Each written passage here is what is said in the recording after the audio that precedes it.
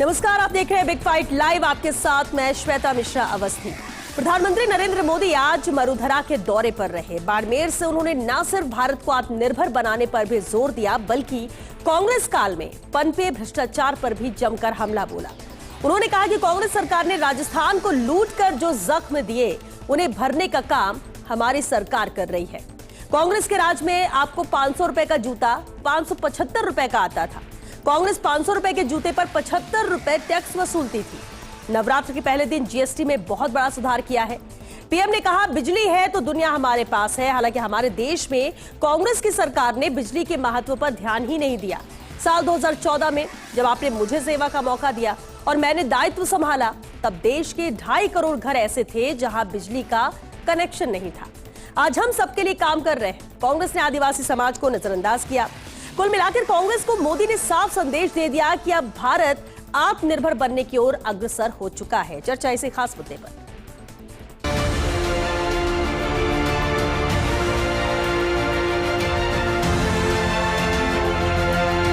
कांग्रेस की सरकार ने आदिवासी समाज को हमेशा नजरअंदाज किया।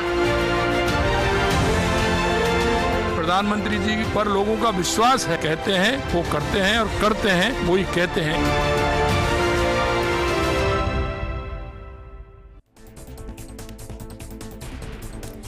और चलिए इस खास मुद्दे पर चर्चा के लिए खास मेहमान हमारे साथ जुड़ चुके हैं। उनसे रूबरू करा देते हैं आपको। हमारे साथ लक्ष्मीकांत पारिक जी हैं, बीजेपी से हैं। स्वागत है लक्ष्मीकांत जी आपका। मिथिलेश जैमिनी जी भी चर्चा में मौजूद है, राजनीतिक विश्लेषक है। कुछ ही देर में कांग्रेस प्रवक्ता भी हमारे साथ जुड़ेंगे। और शुरुआत में लक्ष्मीकांत जी मैं आपसे ये करना चाहूंगी, बेहद अहम था क्योंकि जब से दौरा तय हुआ प्रधानमंत्री नरेंद्र मोदी का, तब से तैयारियां भी थी, उम्मीदें भी बहुत ज्यादा थी, और क्योंकि बड़ी परियोजनाओं को लेकर ही लोकार्पण शिलान्यास का ये कार्यक्रम था। लेकिन अहम पीएम का संबोधन रहा, जहां आत्मनिर्भर को लेकर उन्होंने बात कही। लेकिन इससे ज्यादा जो कटाक्ष और सवाल किए कांग्रेस सरकार को लेकर, किस तरह से इस ओवरऑल दौरे को देखा जाए, क्या मैसेज देकर गए हैं पीएम? सबसे पहले आज मैं आपके माध्यम से हिंदुस्तान की जनता को, अंत्योदय के प्रणेता जिन्होंने मानवता रक्षार्थ एक नया संदेश दिया कि गांव के अंतिम छोर पर बैठे हुए व्यक्ति तक सरकारी योजना को लाभ पहुंच सके, उनका जन्मदिन है। ऐसे पंडित दीनदयाल उपाध्याय जी को इस मंच के माध्यम से मैं श्रद्धांजलि अर्पित करता हूँ, शत नमन करता हूँ। आज पंडित दीनदयाल जी उपाध्याय जी की जयंती थी। उस पर माननीय प्रधानमंत्री जी का दौरा और दौरे के साथ कई सारी 4,800 करोड़ रुपए से अधिक की योजनाएं आज राजस्थान की जनता को समर्पित की माननीय प्रधानमंत्री जी। माननीय प्रधानमंत्री जी आज राजस्थान को जिस प्रकार से रेल के माध्यम से 3 नई रेलें दी, राजस्थान को बीकानेर कैंट और बीकानेर से दिल्ली कैंट तक की Vande Bharat express, Jodhpur Delhi cantt Vande Bharat express, Udaipur Chandigarh express जैसी ट्रेनें आज सौगात के रूप में माननीय प्रधानमंत्री जी ने आज राजस्थान की जनता को समर्पित की है। मैं उनका साधुवाद करता हूँ इस मंच के माध्यम से। साथ ही साथ उन्होंने परमाणु क्षेत्र में और बिजली के क्षेत्र में नई आज योजनाओं के यहाँ पर घोषणा की। जैसे माही बांसवाड़ा परमाणु संयंत्र की उन्होंने घोषणा की, 2,800 मेगावाट की परमाणु योजनाओं का आज विकास का नया युग का सूत्रपात माननीय प्रधानमंत्री जी ने आज किया। माननीय प्रधानमंत्री जी सस्ती ऊर्जा कैसे मिले इस बात को संकलित करने का प्रयास किया। माननीय प्रधानमंत्री जी ने आज यहाँ पर एक महत्वपूर्ण बात कही कि आत्मनिर्भर भारत का रास्ता आत्मनिर्भर राजस्थान से निकलता है। और माननीय प्रधानमंत्री जिस प्रकार घोषणाएं आज की और बांसवाड़ा के अंदर माई बांसवाड़ा परियोजना का शिलान्यास जिस प्रकार प्रधानमंत्री ने किया, उसके साथ ही साथ माननीय प्रधानमंत्री ने सड़कों को भी नई सौगात राजस्थान को दी। 7 नई सड़क परियोजनाओं का शिलान्यास भी आज प्रधानमंत्री किया। साथ ही साथ माननीय प्रधानमंत्री जी ने 119 अटल प्रगति पथ यानी कि ग्रामीण क्षेत्रों में सड़कों को जोड़ने का काम भी आज माननीय प्रधानमंत्री ने किया। मैं समझता हूँ माननीय प्रधानमंत्री जी ने आज जिस प्रकार भरतपुर को फ्लाईओवर देने का काम किया हो, या माननीय प्रधानमंत्री जी ने आज जिस प्रकार कुचामन आदि जगह को सीवरेज परियोजना जोड़ने का काम किया, झुंझुनू को सीवरेज और जल प्रदाय योजनाओं से जोड़ने का काम किया हो, ऐसे कई सारे काम आज मैंने प्रधानमंत्री ने किए। आज माननीय प्रधानमंत्री ने बनास नदी पर पुल का निर्माण कार्य की भी आज स्वीकृति दी है। मैं समझता हूँ राजस्थान के अंदर आज जिस प्रकार की घोषणाएं, लोग कहते थे कि जब चुनाव आते तो घोषणा होती है, कोई चुनाव नहीं है, लेकिन चुनाव के बाद और चुनाव के पहले, मतलब मैं समझता हूँ चुनाव के बाद 1.5 वर्ष से अधिक समय राजस्थान विधानसभा चुनाव को हो गया है। उसके बाद माननीय प्रधानमंत्री आकर राजस्थान के विकास की नई रचना आज यहाँ पर करने का काम किया। इसलिए लेकिन लक्ष्मीकांत जी देखिए, ठीक है, उन्होंने जो नई चीज लाई, क्योंकि ये मैसेज भी देने की कोशिश है कि विकास में कहीं भी राजस्थान पीछे नहीं रहेगा, क्योंकि डबल इंजन की सरकार की बात करते, केंद्र का भी उतना ही फोकस है, ये बताया पीएम ने। आत्मनिर्भरता को लेकर उन्होंने, स्वदेशी अपनाने को लेकर उन्होंने मंत्र दिया, जीएसटी का जिक्र किया, लेकिन साथ ही साथ एक अहम सवाल था, कांग्रेस को भी आड़े हाथों लिया। कांग्रेस पर और खास तौर से क्या ये बताने की कोशिश थी कि कांग्रेस काल में स्थिति क्या थी और इसने कम टाइम में राजस्थान में कितना बदलाव किया गया, क्योंकि दोनों ही जिक्र उन्होंने किए। देखिए, दोनों बातें अपने अपनी जगह। मैं समझता हूं कांग्रेस के ऊपर उन्होंने जो टिप्पणी की, बिजली को लेकर जो महत्वपूर्ण टिप्पणी की, निश्चित रूप से 2014 से और आज के परिदृश्य में राजस्थान की बात भी करें तो राजस्थान में जिस प्रकार से बिजली जाने की घटनाएं होती थी और बिजली नहीं आती थी, और राजस्थान ही नहीं संपूर्ण देश के अंदर बिजली की भयावह स्थिति हुआ करती थी। और कई स्थानों पर जिस प्रकार 2014 के बाद नवाचार हुए, नवाचार के माध्यम से हिंदुस्तान भर में बिजली के खंबे और बिजली की लाइनें और बिजली घर घर गांव गांव पहुंचने लगी। ये पंडित दीनदयाल उपाध्याय जी की जो योजना बनी थी, पंडित दीनदयाल ज्योति योजना के माध्यम से कई सारे गांवों को जोड़ने का लक्ष्य रखा गया और अंतिम छोर तक, हिंदुस्तान के अंतिम छोर तक बिजली को पहुंचाने का काम किया।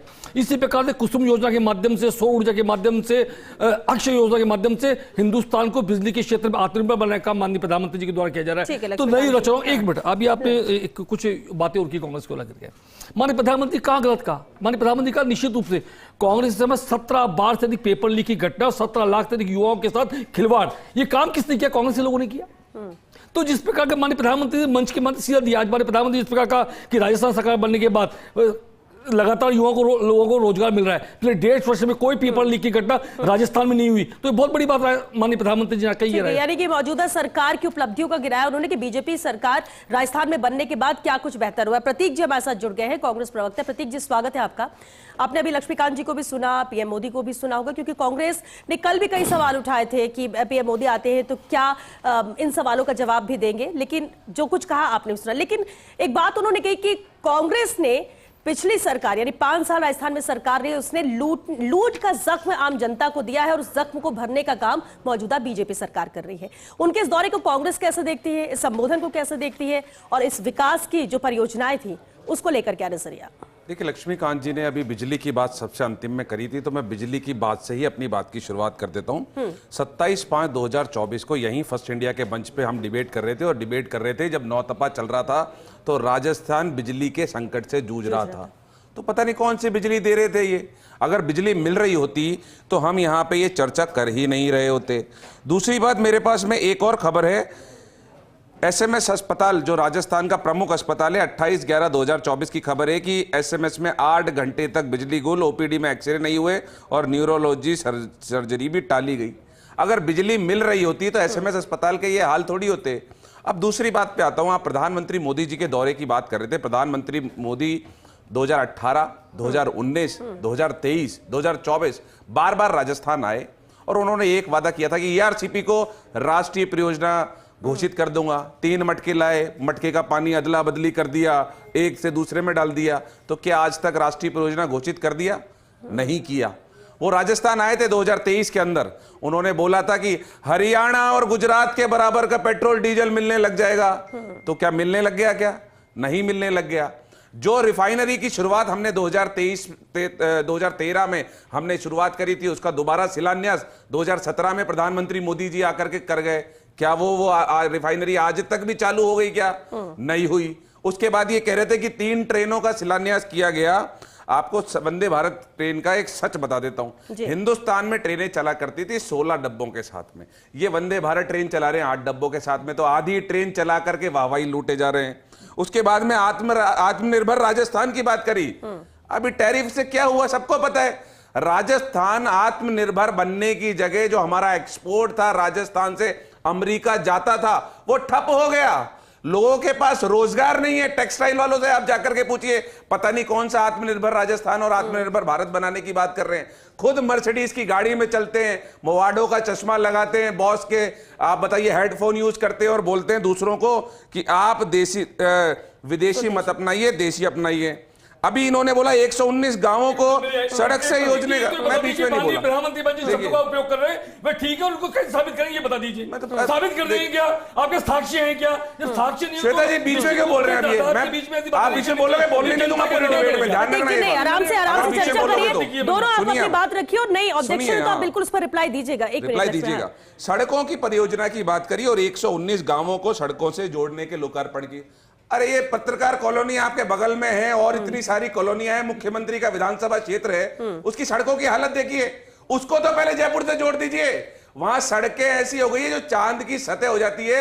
भजन लाल जी के विधानसभा क्षेत्र का हाल ये है कि वहां सड़कों में गड्ढे हैं, गड्ढों में सड़कें, ये नहीं पता है। आपकी बात से ये लग रहा है कि आपकी सरकार में जो स्थिति थी उससे भी बदतर हो गई, आप ये कहना चाह रहे हैं? हमारी सरकार में तो स्थिति अच्छी थी। इन्होंने इनके एक और वादे का बात कर देता हूं। इन्होंने बोला था चुनावों के समय पे ही राजस्थान पे कर्जा बढ़ गया, 70,000 रुपए प्रति व्यक्ति हो गया।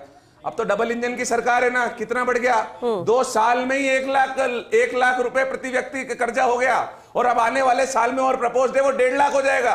कर्जा भी लिए जा रहे हैं, कोई काम नहीं हो रहा, राष्ट्रीय परियोजना बनी नहीं है, पेट्रोल डीजल के दाम कम हुए नहीं है, सड़कें बन नहीं रही हैं, जनता बिजली की कमी, पानी की कमी से त्राहिमाम कर रही है। इनके मंत्री बोलते हैं हम मैं बालाजी थोड़ी हूं जो फूंक मार के पानी ले आऊं। तो पानी की कमी, बिजली की कमी, सुविधाओं की कमी, डॉक्टरों की कमी और चिरंजीवी योजना की हाल भी सबको पता है। तो मुझे लग रहा है मोदी जी को पहले भजन लाल जी से बात करना चाहिए था कि सरकार चल रही है कि मजाक चला रहे हो यहाँ पे। ठीक है, चलिए मिथिलेश जी, अब देखिए क्या बेहतर हो रहा है, क्या कमियां ये बता रहे हो। और देखिए ऐसा भी नहीं है कि एकदम सब कुछ बहुत दुरुस्त चल रहा है और ऐसा भी नहीं है कि बदतर स्थिति है। पहले से भी बहुत चीजें सुधार करने की कोशिश की, लेकिन बहुत सारी ऐसी चीज जिसका इंतजार है, बेहतर होनी चाहिए। आत्मनिर्भर का प्रण लिया, स्वदेशी अपनाने की बात प्रधानमंत्री नरेंद्र मोदी करते हैं, आत्मनिर्भर की बात कर रहे हैं। क्या ये एक नया स्लोगन सामने आ गया जिस पर आमजन फोकस करे? बेरोजगारी, महंगाई के मुद्दे पर यह भारी पड़ेगा। और जो मैसेज देने की कोशिश यहां आने के बाद, वागड़ आने पर पीएम मोदी ने की, उसे कैसे देखते हैं आप? क्या आपके भी विपक्ष के ये सवाल ये जायज होंगे, उनके दौरे पर भारी पड़ेंगे, या फिर दौरे में जिस तरह से पीएम मोदी ने संबोधित किया, जो परियोजनाएं दी, जो विकास आम जनता देख रही है, उसे ही अपनाएगी, उसे ही मानेगी? देखिए, जिस तरीके से आज से पहले वागड़ की धरा पर जो आज प्रधानमंत्री नरेंद्र मोदी की मीटिंग हुई, वैसी मीटिंगें कभी कांग्रेस की हुआ करती थी। कभी सोनिया गांधी आती थी तो कांग्रेस का गढ़ माना जाता था, और उस कांग्रेस के गढ़ में जिस सियासी अंदाज में दोनों उप मुख्यमंत्री, मुख्यमंत्री और प्रदेश अध्यक्ष को लेकर जिस खुली जीप में वो निकले और जो जनता से उनका आई कनेक्शन हुआ और जो रेस्पॉन्स था, वो ये बता रहा है कि कहीं न कहीं आदिवासी क्षेत्र में भाजपा लंबी बढ़त की ओर जा रही है। दूसरा जो एक इंपॉर्टेंट चीज है, जो परमाणु परियोजना की बात है, वो 2008 में ही हो चुका था समझौता, और यूपीए 2 में वो बन सकता था, लेकिन नहीं बना। अब बन रहा है, चलो आदिवासियों को मिलेगा। दूसरा एक इंपॉर्टेंट है कि उन्होंने एक बड़ी घोषणा की कि आदिवासी जो विभाग है वो हमने खोला, किसी ने नहीं खोला। यानी वो जिस तरीके से उस जमीन से जुड़े और जिस तरीके से उन्होंने दीनदयाल उपाध्याय के एकात्म मानववाद की बातें करी, वो कहीं न कहीं लोगों के जहन में उतरती नजर आई। जो सबसे इंपॉर्टेंट चीज है कि आत्मनिर्भर भारत बनाने की एक दरकार है, क्योंकि जो वैश्विक परिदृश्य है और अंतर्राष्ट्रीय स्तर पर जो अस्थिरता का दौर है, उसमें यह सबसे बड़ी चुनौती है कि अब भारत को आत्मनिर्भर बनना होगा। स्वदेशी का भी उन्होंने नारा दिया कि आप दुकान पे जाएं तो स्वदेशी सामान खरीदें, यानी कहीं न कहीं मेक इन इंडिया की जो बात कही, क्योंकि मेक इन इंडिया का हम जो पावर है वो देख चुके हैं ऑपरेशन सिंदूर में। कई ऐसे हथियार छले कि दुनिया चौंक गई, और आज भारत का रक्षा उत्पादन का सौदा 1,50,000 करोड़ को क्रॉस कर गया। तो ये एक इंपॉर्टेंट इश्यू है कि मेक इन इंडिया का जो कंसेप्ट था वो कहीं न कहीं काम कर रहा है। अब कांग्रेस के जो गोविंद सिंह डोटासरा ने 2-3 बातें उठाई, वो भी एक इंपॉर्टेंट है। उसमें एक इंपॉर्टेंट है कि राजस्थान में 200 किसान जो बाढ़ से अपनी जानें गंवा चुके हैं, उनके लिए कोई पैकेज की घोषणा नहीं की। बांसवाड़ा रतलाम रेल परियोजना थी, उसकी बात की, वो एक जायज, दोनों बातें उनकी जायज है कि उनके पैकेज की बात होनी चाहिए थी। लेकिन जो एक बैलेंस पॉलिटिक्स का एक उन्होंने नजारा दिया, जिस तरीके से पूर्व मुख्यमंत्री वसुंधरा राजे से थोड़ी देर मिले और बात की, उसके बाद वसुंधरा राजे समर्थकों को में एक नया जोश आया। तो एक मैं कहूंगा कि एक कंबाइंड डेवलपमेंट, पॉलिटिकल, सबका एक गुलदस्ता पेश किया आज वागड़ की धरा पर। लेकिन पीएम मोदी ने जो टैक्स को लेकर बात की, जीएसटी को, क्या वाकई में कांग्रेस के वक्त में टैक्स सिस्टम इतना बोझिल था कि ये जब लेकर आए, इनको स्ट्रक्चर ही पूरा बदलना पड़ा, जीएसटी के रूप में लेकर आए, क्योंकि जिक्र उन्होंने किया कि 500 के जूते को 575 में कांग्रेस के में मिलता था, कितना अंतर अब आ गया है। ये एग्जाम्पल देने की जो जरूरत पड़ रही है, क्या वो दिखाने के लिए कि हम उस वक्त से अब में हम बदलाव बहुत लाए हैं, आम जन को राहत दे रहे हैं, और क्या इसको खुले दिल से आम जनता भी एक्सेप्ट कर रही है? देखिए, आज की तारीख में जिस दौर से हिंदुस्तान और पूरी दुनिया गुजर रही है कि आम आदमी को उसकी जेब पर राहत की दरकार है, और उसको जो एहसास कराने की जरूरत है वो टैक्सेशन सिस्टम को मोदी जी ने आज पूरी तरह खोलकर बताया कि किस तरीके से कांग्रेस के टाइम ये टैक्स था, हमने उसे कम किया। इसके अलावा सियासी वार उन्होंने छोड़े नहीं, जो चुनाव के पहले जो बोले थे वही बयान आज दिए, वही पेपर लीक, वही जल जीवन मिशन का घोटाला, और जो जख्म थे उनकी चर्चा की। यानी कहीं न कहीं पुरानी जड़ों से उन्होंने बेहद संजीदगी के साथ जोड़ा कि राजस्थान का आदमी भूल नहीं जाए कि 17 बार पेपर लीक हुए थे, राजस्थान का आदमी भूल नहीं जाए कि जो केंद्र ने उनको 900 करोड़ रुपए दिए थे कि हर घर नल लिखेगा, उसकी जगह नेताओं के घर, अफसरों के घर और इंजीनियरों के घर भर गए, उसको याद दिलाया। उन्होंने पेपर लीक की याद दिलाई। तो ये कुल मिलाकर जो प्रधानमंत्री का ये दौरा था, वो दौरा कहीं न कहीं एक तो बड़ी कि हिंदू राजस्थान में, यानी इन बड़े घोटालों का जिक्र, देखिए बड़े घोटालों का जिक्र करके बीजेपी पर उठने वाले सवाल को छोटा कर दिया। और दूसरा इंपॉर्टेंट चीज है कि जब वो प्रोजेक्ट बनेगा तो मान लीजिए कि सारे विदेश से आएंगे, जो गोल्डन डोम बनेगा, परमाणु प्रोजेक्ट में रिएक्टर आएगा, वो विदेश से आएगा, लेकिन जो कंस्ट्रक्शन वर्क होगा वो वहां के लोकल ठेकेदारों मिलेगा, वो वहां के लोकल आदमियों को जॉब मिलेगा। तो कहीं न कहीं जो एक भील प्रदेश की मांग उठी है, जिसे राजकुमार रोत बार बार रंग देते हैं, उसका भी वो जवाब देके गए कि इतने जॉब एम्प्लॉयमेंट क्रिएट होंगे। तो जब ये शुरू होंगे प्रोजेक्ट, जॉब बनेंगे, तो कहीं न कहीं जो वागड़ की धरा, उन्होंने राष्ट्रपति तक का नाम लेने से नहीं चूके कि ये हमारी है कि हमने आदिवासी बेटी द्रौपदी मुर्मू आज भारत की सिरमौर है। तो कुल मिलाकर प्रधानमंत्री नरेंद्र मोदी ने एक बहुत ही बैलेंस्ड पैकेज लेके आए थे, चाहे वो पॉलिटिक्स का हो, चाहे डेवलपमेंट का हो, चाहे सोशल हो, चाहे इकोनॉमी हो, चाहे बीजेपी के दीनदयाल उपाध्याय का हो, और मुख्यमंत्री का भी मुझे लगता है कि कद बढ़ता हुआ नजर आया। ये तमाम चीजें देखने लायक रही। ठीक है, लक्ष्मीकांत जी, बिजली को लेकर बात हो रही है कि बिजली की समस्या, क्या वाकई में जो बिजली की समस्या थी या जो महंगाई है वो कांग्रेस के वक्त की ही देन है? आज क्या स्थिति सुधर गई है या स्थिति जस की तस है? आपको लगता है कि पहले से स्थिति में कम से कम बेहतर हुआ है? सवाल इसको लेकर भी प्रतीक जी ने बिठाया, और जबकि इसी में राहत देने के लिए सोलर पर फोकस किया जा रहा है। देखिए, सबसे पहले जिस प्रकार का कांग्रेस समय बिजली का समझौता और समझौते बात के अंदर जिस प्रकार परिणति उसके बाद देखने को मिली, तो महंगी बिजली खरीदकर महंगी बिजली को बेचने का काम किसी के कांग्रेस के लोगों ने किया। पहली बात, जिस प्रकार का मैं दावा करता हूं, माननीय प्रतीक जी यहाँ पर मौजूद है, माननीय प्रतीक जी पूछना चाहूंगा पिछले 5 वर्षों में कितने मेगावाट बिजली का उत्पादन कांग्रेस के शासनकाल में बढ़ा, वे बता दीजिए वसुंधरा गवर्नमेंट के बाद में, और कितना आपने सोलर ऊर्जा को या अन्य ऊर्जा के क्षेत्रों को संसाधित किया, संपादित किया या उन्हें संगठित करने का काम किया, बता दें। भारतीय जनता पार्टी सरकार बनने के बाद राजस्थान में सोलर ऊर्जा को जिस प्रकार प्रमोट किया गया, चाहे आप किसी भी क्षेत्र में जाकर देखिए, आज सोलर ऊर्जा के माध्यम से राजस्थान को बिजली के क्षेत्र में आत्मनिर्भर बनाने की ओर अग्रसर है। माननीय प्रधानमंत्री जी ने आज जिस प्रकार का दौरा किया, और दौरे के बाद माननीय प्रधानमंत्री जी ने कई सारी सौर ऊर्जा के बारे में बताऊं तो आज मैं कहूंगा तो आप कहेंगे माननीय प्रधानमंत्री बता रहे हैं, आज 400 मेगावाट बिजली का सौर ऊर्जा का परियोजना का माननीय प्रधानमंत्री जी ने नोक सोलर पार्क का फलोदी में उद्घाटन भी किया है। तो इस प्रकार से राजस्थान को पूरी राजस्थान से पश्चिमी राजस्थान तक जोड़ने का काम, दक्षिण से उत्तर राजस्थान को जोड़ने का काम किया, और सभी कुछ देर के जाने का काम किया। तो मैं समझता हूं बिजली के क्षेत्र में यदि राजस्थान आत्मनिर्भर बनेगा तो निश्चित मान के राजस्थान का औद्योगिक विकास भी होगा, कृषि का विकास भी होगा और अन्य विकास भी होंगे। लेकिन पहली बात, अब आप मेरे कांग्रेस के सम्मानित प्रवक्ता जिस प्रकार बातें करते हैं, मैं कहता हूं जब आप टीवी पर आए तो मेरा ऐसा मानना है कि जिन शब्दों का उपयोग करते हमारे प्रधानमंत्री बारे करें, हमारे मुख्यमंत्री जी या नेता प्रतिपक्ष के बारे में मैं करूं, हम सबको ये ध्यान रखना चाहिए कि हमारे पास साक्ष्य उसके लिए मौजूद होनी चाहिए। तो सब बिना साक्ष्यों के आधार पर किसी व्यक्ति पर आरोप लगा देना मात्र पर्याप्त नहीं है। पहले एक मिनट आप आराम से जवाब देना। लेकिन जिस प्रकार आज राजस्थान को मैं समझता हूं कांग्रेस लोगों का स्वागत करना चाहिए था। 4888 करोड़ की परियोजनाओं को राजस्थान में माननीय प्रधानमंत्री जी ने जिस प्रकार से दिया है, उसके कम से खुले दिल से कांग्रेस लोगों को स्वागत करना चाहिए था। सबसे महत्वपूर्ण बात हो सकती है। ठीक है, क्योंकि उम्मीद भी यही करते हैं ना केंद्र सरकार से भी, राज्य सरकार से भी, कि नई चीजें हो, विकास के काम हो, जरूरतें पूरी हो।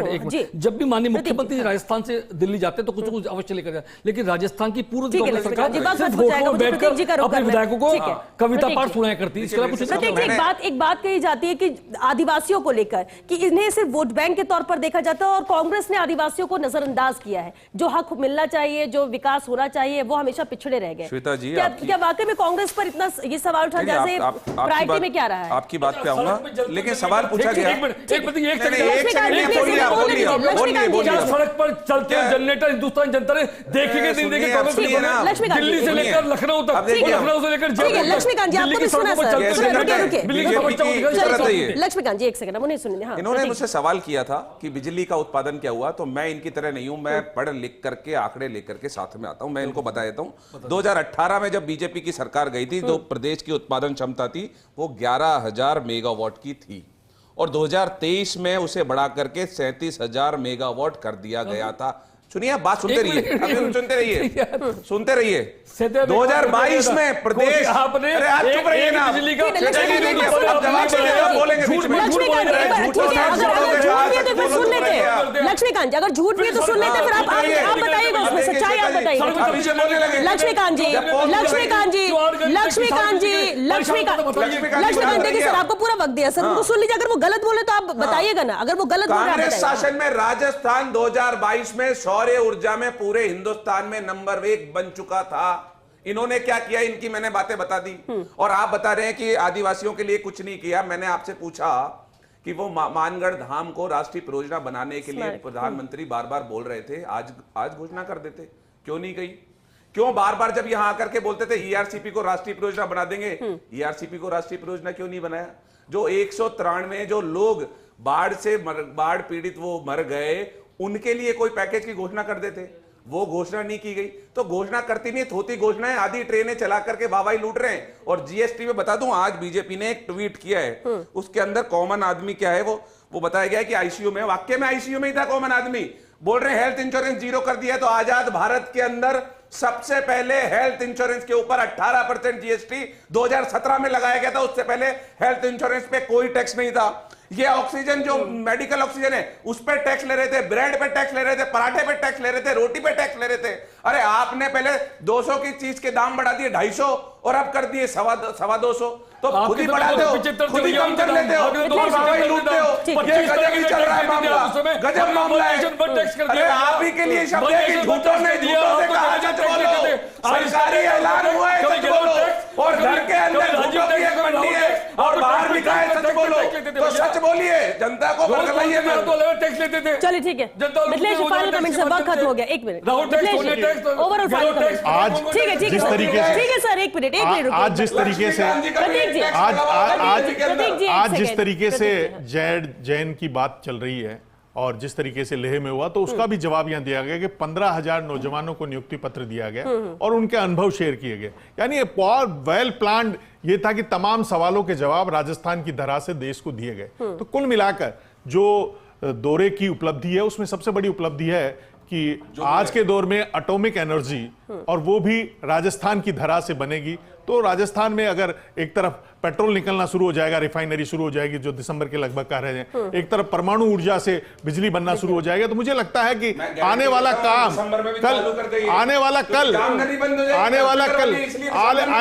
कल जो राजस्थान का एक विकसित राजस्थान है, और अगर पूर्वी राजस्थान में ईआरसीपी शुरू हो जाती है, पानी, बिजली और पेट्रोल, ये तीनों का कॉम्बिनेशन हो जाता है, तो जो एक सपनों का राजस्थान है, जो एक विकसित राजस्थान का सपना देखा जा रहा है, वो साकार हो जाएगा। मतलब ये मान रहे कि विकसित राजस्थान की दिशा में कदम आगे बढ़ रहा है, ये सब प्रोजेक्ट ये वही दर्शाते हैं। ये कंसेप्ट जो है, ये कंसेप्ट एक डेवलप्ड स्टेट का कंसेप्ट है, और जो एक विकसित भारत का जो सपना देखा जा रहा है, उसमें अहम है।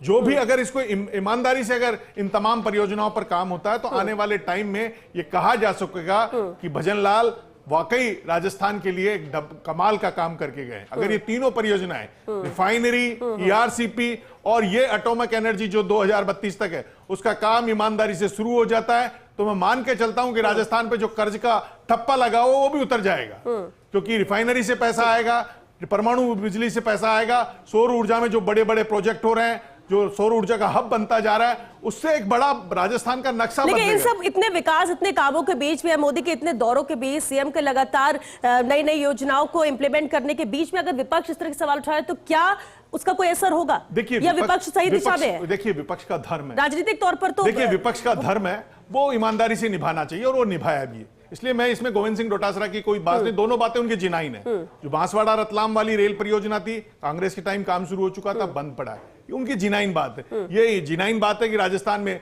जो लगभग 200 के लगभग लोग बाढ़ से इनसे परेशान हो गए, खेती नष्ट हो गई, उसके लिए कोई स्पेशल पैकेज घोषित करते हैं, जैसे हिमाचल को दिया है आपने, पंजाब को दिया है 1500 करोड़ रुपए, वैसा पैकेज अगर कोई आप देते हैं क्योंकि डबल इंजन की सरकार है, तो ये एक जिनाइन सवाल है, ये राजस्थानी के हित से जुड़ा हुआ सवाल है। तो कुल मिलाकर डेवलपमेंट के साथ अगर विपक्ष इस तरीके ठीक है, यानी उम्मीद ये कर सकते हैं कि अब जो नहीं हुआ, कम से कम राज्य सरकार उस दिशा में काम कर ले और वो राहत यहां पर दे, भले ही केंद्र से बात कर भले ही बाद में हो, लेकिन होना चाहिए, क्योंकि सवाल भी है और ये जरूरत भी है, इस मदद की दरकार भी है। वक्त खत्म हो चुका, बहुत शुक्रिया आप सभी का इस चर्चा में शामिल होने के लिए। आगे बढ़ता हुआ राजस्थान ने आत्मनिर्भर का प्रण लेकर गए हैं यहाँ पर पीएम मोदी, और सबको यही कहा है कि आप स्वदेशी अपनाओ, आगे बढ़ो। किस तरह से पहले कांग्रेस को भी हालांकि कटघरे में खड़ा किया, आड़े हाथों लिया, वो मुद्दे उठाए घोटाले को लेकर, या पिछले 5 साल जो कांग्रेस के रहे, जो अहम मुद्दे रहे हैं, उसको लेकर भी उन्होंने यहाँ पर जिक्र किया। युवाओं को भी पत्र यहाँ पर दिए, क्योंकि बेरोजगारी अहम मुद्दा रहा है, तो उस पर भी कहीं ना कहीं कुछ कहने की जरूरत थी। पीएम मोदी ने यहाँ पर किया, संवाद यहाँ पर किया।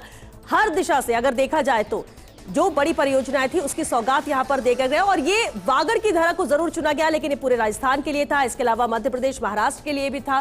सौगातों का जो पिटारा खोला गया है, और ये उम्मीद भी की जाती है, और उम्मीद तब और बढ़ जाती है जब डबल इंजन की सरकार हो, राज्य में भी सरकार बीजेपी की और केंद्र में भी हो। हालांकि कुछ जरूरतें जरूर थी जो आमजन और किसान की उम्मीदें थी कि शायद इसे लेकर कुछ कहा जाए, और उम्मीद ये करते हैं कि आने वाले वक्त में उसे पूरा किया जाए, क्योंकि विकास की राह में राजस्थान को आगे ले जाने की बात की जाती है, आदिवासियों को साथ ले जाने की बात की जाती है, तो वाकई में आने वाले वक्त में उतना ही हक, बराबरी का हक उन्हें मिलता है, उस दिशा में काम किया जाता है या नहीं, या सिर्फ राजनीतिक नजरिए से इसे देखा जाता है, ये भी प्रदेश की जनता जरूर देखेगी। चलिए इसी के साथ बिग फाइट लाइव में आज के बस इतना। नमस्कार।